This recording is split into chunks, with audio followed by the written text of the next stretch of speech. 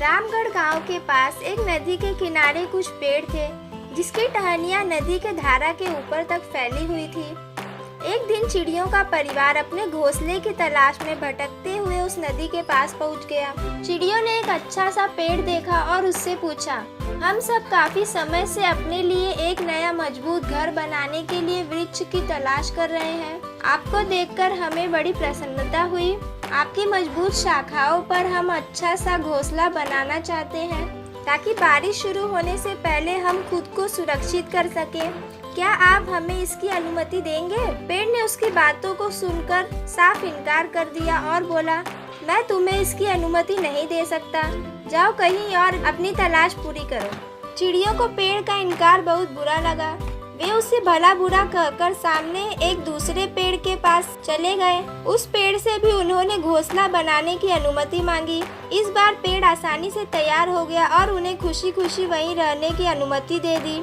चिड़ियों ने उस पेड़ की खूब प्रशंसा की और अपना घोंसला बनाकर वहीं रहने लगे। कुछ समय बीता और बारिश का मौसम शुरू हो गया।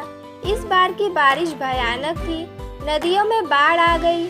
नदी अपने तेज प्रभाव से मिट्टी काटते काटते और चौड़ी हो गई और एक दिन तो इतनी बारिश हुई कि नदी में बाढ़ आ गई।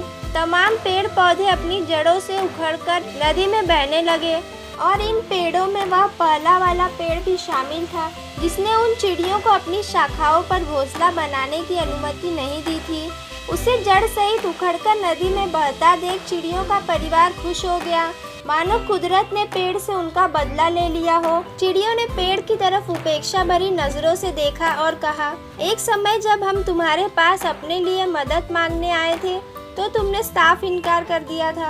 अब देखो तुम्हारी इसी स्वभाव के कारण तुम्हारी यह दशा हुई है। इस पर इस पेड़ ने मुस्कुराते हुए उन चिड़ियों से कहा, मैं जानता था कि मेरी उम्र हो चली है और इस बारिश के मौसम में मेरी कमजोर जड़ें टिक नहीं पाएंगी और मात्र यही कारण था कि मैंने तुम्हें इनकार कर दिया था, क्योंकि मैं नहीं चाहता था कि मेरी वजह से तुम्हारे ऊपर विपत्ति आए। फिर भी तुम्हारा दिल दुखाने के लिए मुझे क्षमा करना। और ऐसा कहते कहते पेड़ पानी में बह गया। चिड़िया अब अपने व्यवहार पर पछताने के अलावा कुछ नहीं कर सकती थी। तो दोस्तों, अक्सर हम दूसरों के रूखे व्यवहार या नहीं का बुरा मान जाते हैं, लेकिन कई बार इसी तरह के व्यवहार में हमारा हित छुपा होता है। खास तौर पे जब बड़े बुजुर्ग या माता पिता बच्चों को कोई बात नहीं मानते, खास तौर पे जब बड़े बुजुर्ग या माता पिता बच्चों की कोई बात नहीं मानते तो बच्चे उन्हें अपना दुश्मन समझ बैठते हैं। जबकि सच्चाई तो यह होती है कि वे हमेशा अपने बच्चों की भलाई के बारे में ही सोचते हैं। इसलिए यदि आपको भी कहीं कोई इनकार मिले तो उसका बुरा ना माने, क्योंकि क्या पता उन चिड़ियों की तरह एक ना आपके जीवन से भी विपत्तियों को दूर कर दे।